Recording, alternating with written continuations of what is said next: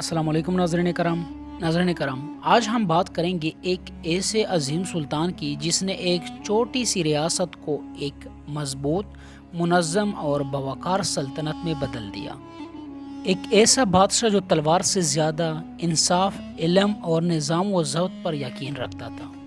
جی ہاں، ہم بات کر رہے ہیں سلطان اورحان غازی کی، جو سلطنت عثمانیہ کا دوسرا سلطان اور بانی عثمان اول کا بڑا بیٹا تھا۔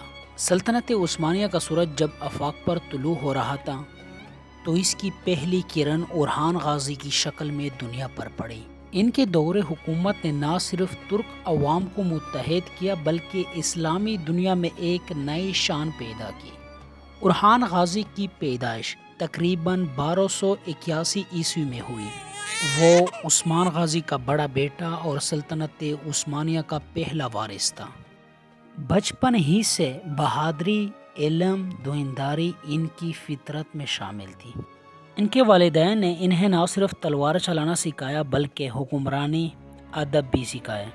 کہا جاتا ہے کہ عثمان غازی اپنے بیٹے کو کہا کرتا تھا، بیٹا، سلطنت تلوار سے نہیں، عدل سے قائم رہتی ہے۔ 1324 میں جب عثمان غازی کا انتقال ہوا تو اورحان غازی نے تخت سنبھالا۔ اس وقت سلطنت ایک چھوٹی سی علاقہ تھی، چند قصبے، کچھ قلعے اور ایک بڑی امید۔ لیکن اورحان غازی نے اس امید کو حقیقت میں بدل دیا۔ انہوں نے اپنے حکمرانی کے آغاز ہی میں اعلان کیا، ہماری تلواریں صرف فتح کے لیے نہیں، انصاف قائم کرنے کے لیے ہے۔ اورحان غازی کا دور فتوحات سے بھرا ہوا تھا۔ سب سے پہلے تو انہوں نے اپنے والد کے تمام خواہشات پورے کروائے۔ شہر بورسا کی فتح۔ یہ شہر بازنطینی سلطنت کے قبضے میں تھا، لیکن کئی سالوں کے محاصرے کے بعد 1326 میں اورحان غازی نے اسے فتح کیا۔ بورسا کے فتح کے بعد اورحان غازی نے بورسا کو سلطنت عثمانیہ کا دارالحکومت بنا دیا۔ یہ فتح صرف ایک شہر کی نہیں تھی، یہ عثمانی تاریخ کا پہلا بڑا قدم تھا۔ اس کے بعد انہوں نے نیقیہ کو 1331 میں اور نیقے مدیہ کو 1337 میں فتح کیا۔ یہ وہ علاقے تھے جو بازنطینی سلطنت کے مضبوط قلعے سمجھے جاتے تھے۔ اورحان غازی نے فتوحات میں ہمیشہ نظام و ضبط برقرار رکھی۔ وہ اپنے سپاہیوں کو حکم دیتا تھا، کبھی عورتوں، بچوں یا بوڑھوں پر ہاتھ مت اٹھاؤ، جو شہر فتح کرو وہاں انصاف کو سب سے پہلے پہنچاؤ۔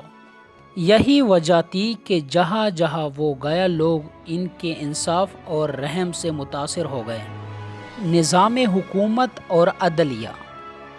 اورحان غازی کی سب سے بڑی کامیابی صرف جنگیں یا فتوحات نہیں تھی بلکہ حکومتی اور عدالتی نظام کی بنیاد رکھنا تھی۔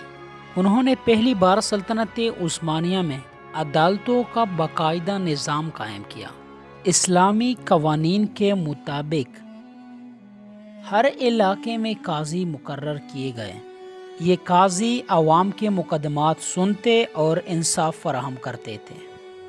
اس کے ساتھ انہوں نے ایک مضبوط انتظامی ڈھانچہ بنایا، فوجی نظام، مالیاتی نظام کی شکل، زرعی اصلاحات، تجارتی راستوں کا تحفظ۔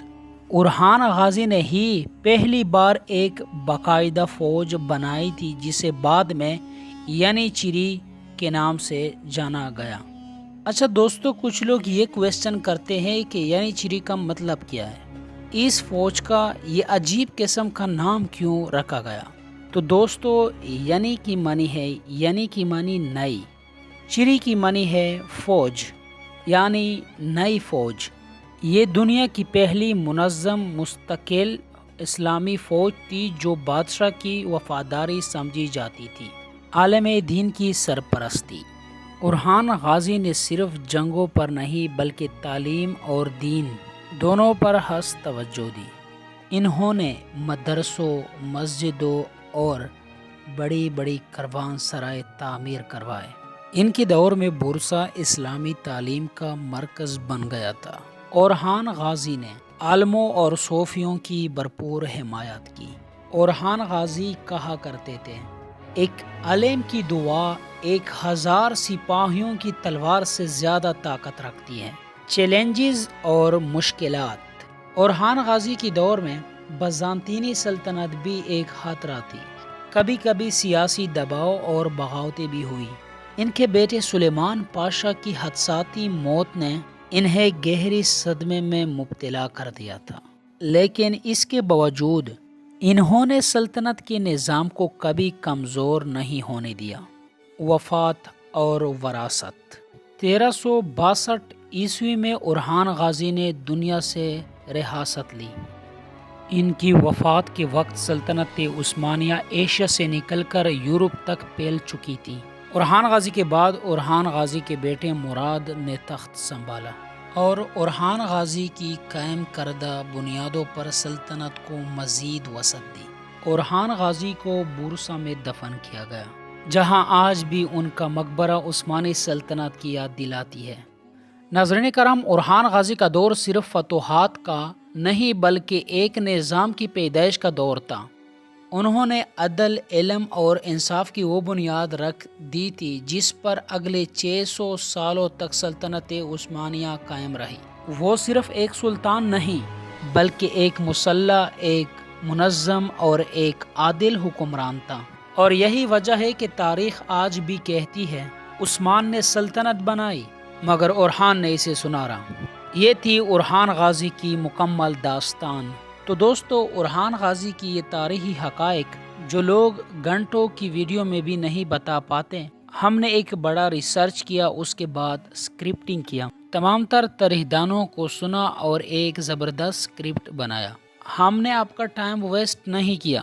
وہ لوگ جو گھنٹوں ویڈیو کا لینتھ رکھتے ہیں اور آپ کا ٹائم ضائع کرتے ہیں، ہم نے مناسب سمجھا کہ اورحان غازی کی تاریخ کے تمام تر کارنامے آپ کو صرف 5 یا 6 منٹ کی ویڈیو میں بتائے۔ اگر آپ چاہتے ہیں کہ ہم اسی طرح مزید تاریخی ویڈیوز پر کام کریں تو ہمارے حوصلہ افزائی کے لیے ویڈیو کو لائک کریں اور چینل کو سبسکرائب کیجیے اور کمنٹ سیکشن میں اپنے رائے کا اظہار ضرور کیجیے۔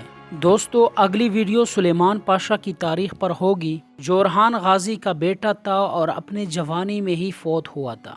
سلطنت عثمانیہ کو یورپ میں پہنچانے والا کوئی اور نہیں بلکہ سلیمان پاشا تھا، جو کہ سلطنت عثمانیہ کے بانی عثمان اول کا پوتا تھا اور اورحان غازی کا بڑا بیٹا تھا۔ وہ کس وجہ سے ایک بڑی بیماری میں مبتلا ہوا اور اپنے جوانی میں ہی شہید ہوا۔ تو میری اگلی ویڈیو سلیمان پاشا کی تاریخ پر ہوگی، لہٰذا آپ سے گزارش ہے کہ چینل کو ابھی سے سبسکرائب کیجیے تاکہ سب سے پہلے نوٹیفیکیشن آپ کو مل جائے۔ تو ناظرین کرام، یہ تو تھی میری آج کی ویڈیو۔ ملتے ہیں پھر اگلی کسی ویڈیو میں۔ میرے چینل پر آنے کا شکریہ۔